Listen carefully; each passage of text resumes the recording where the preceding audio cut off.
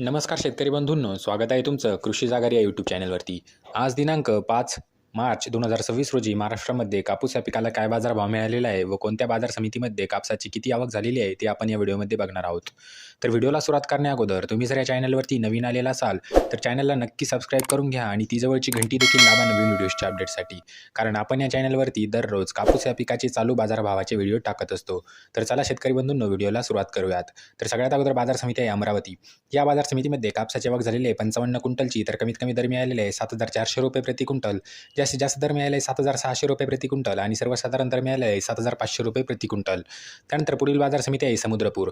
या बाजार समितीमध्ये कापसाची आवक झाली आहे 348 क्विंटलची, तर कमीत कमी दर मिळाले आहे 7,000 रुपये प्रति क्विंटल। जास्तीत जास्त दर मिळाले आहे 7,700 रुपये प्रति क्विंटल आणि सर्वसाधारण दर मिळालेला आहे 7,500 रुपये प्रति क्विंटल। त्यानंतर पुढील बाजार समिती शेतकरी बंधूंनो वरोरा। या बाजार समितीमध्ये कापसाची आवक झालेली आहे 900 क्विंटलची, तर कमीत कमी दर मिळाला आहे 6,825 रुपये प्रति क्विंटल। जास्तीत जास्त दर मिळाला आहे 7,800 रुपये प्रति क्विंटल आणि सर्वसाधारण दर मिळाला आहे 7,400 रुपये प्रति क्विंटल। त्यानंतर शेतकरी बंधूंनो, पुढील बाजार समिती आहे शिंदी सेलू। या बाजार समितीमध्ये कापसाची आवक झालेली आहे 198 क्विंटलची, तर कमीत कमी दर मिळालेला आहे 7,250 रुपये प्रति क्विंटल।